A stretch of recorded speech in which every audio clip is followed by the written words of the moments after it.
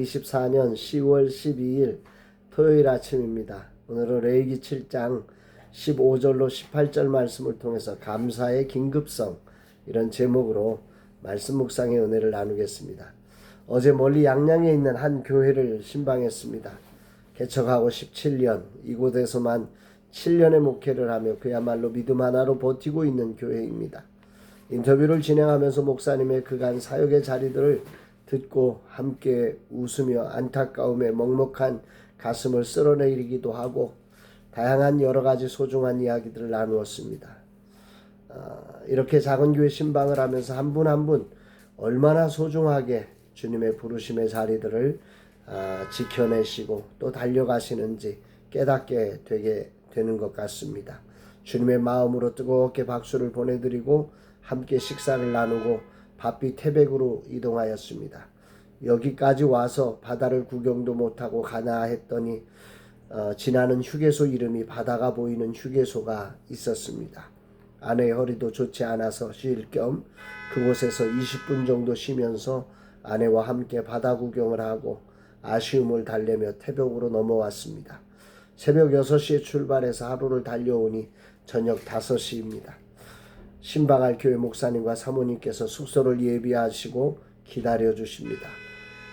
그리고는 저녁을 대접하시고 내일도 성도님들이 점심과 저녁을 대접한다고 하십니다. 부흥회 강사님을 대접한다고 참으로 송구할 따름입니다. 주님 갚아주옵소서 고백합니다. 저는 이렇게 참으로 은혜를 많이 받습니다. 그래서 충성할 수밖에 없습니다.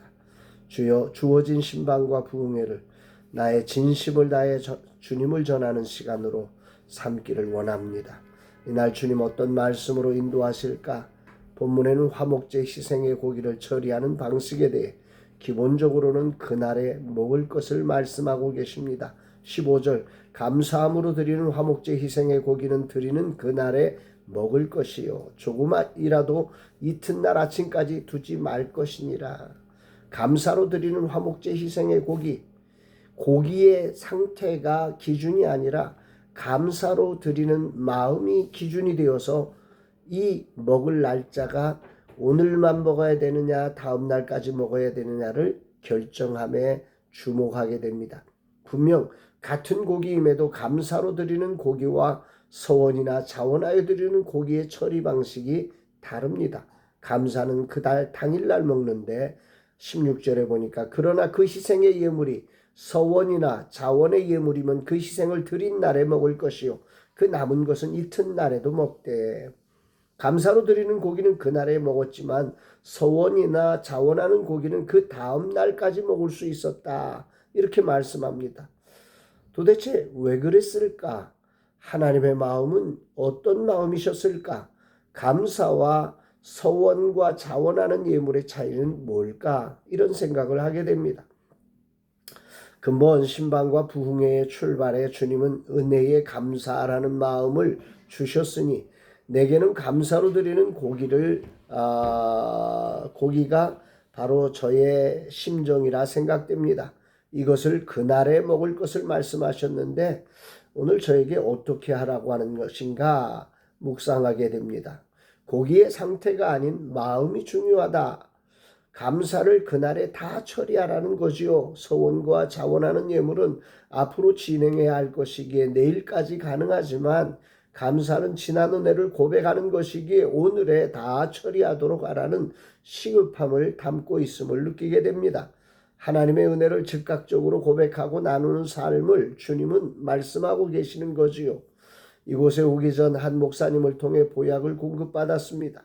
그리고 어제 부흥해야 교회의 목사님과 성도님을 통해 귀한 식사와 숙소를 대접받았습니다. 섬기러 왔는데 도리어 섬김을 풍성하게 받고 있습니다. 어찌해야 좋을지 송구할 뿐입니다. 이런 감사를 홀로 간직함을 넘어 서로 그 은혜를 나누고 전하여 그날에 처리하기를 원하시는 하나님의 마음을 깊이 묵상하는 아침입니다. 이것을 하지 않고 남겨두면 가증한 것이라는 말씀도 기억하게 됩니다. 18절, 만일 그 화목제 희생의 고기를 제3일에 조금이라도 먹으면 그 제사는 연락되지 않을 것이며 드린 자에게도 예물답지 못되고 도리어 가증한 것이 될 것이며 그것을 먹는 자는 죄를 당하리라.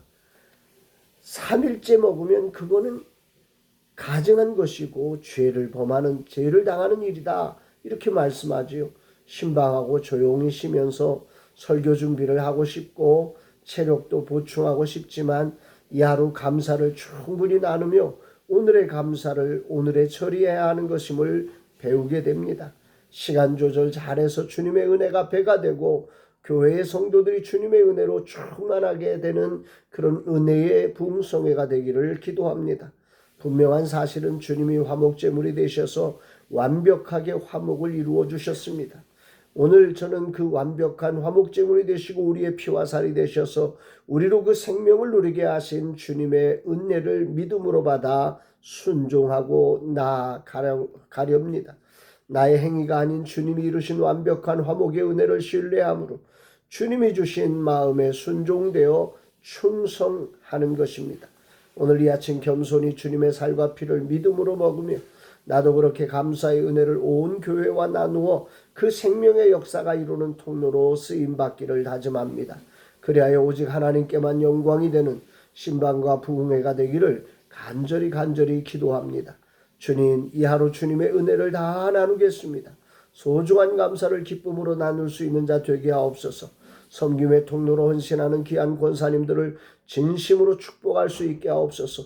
아울러 제가 섬겨야 할 자리를 놓치지 않고 진심과 최선을 다해 섬길 수 있어 하나님의 진실한 통로로 쓰임받게 하옵소서. 이 종을 오직 성령으로 충만하게 하사 이 사명을 감당케 하옵소서. 그리하여 하나님이 영광 받으시는 시간이 되게 하옵소서. 고백합니다.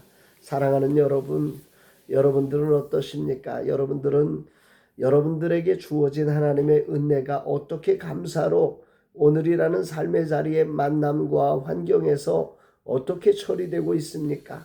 감사를 다음으로 미루는 것, 하나님이 그를 기뻐 감사가 즉각적으로 그 감사로 표현되어져서 정말로 하나님의 기쁨이 되고 소망이 되기를 소망하시는 이런 하나님의 은혜를 기억하면서 정말 우리의 심령으로 오늘이라는 삶 속에 하나님의 은혜를 기억해내고 그 은혜를 감사로 고백해내며 화목의 은혜를 누려가는 복된 날 되시기를, 그리고 정말 주님께서 우리를 화목해 하시기 위해서 화목제물로 우리의 감사가 되신 그 은혜를 꼭 기억하면서 하나님을 향하여 감사제를 올려드리는 우리 모두의 삶 되기를 주의 이름으로 축복합니다.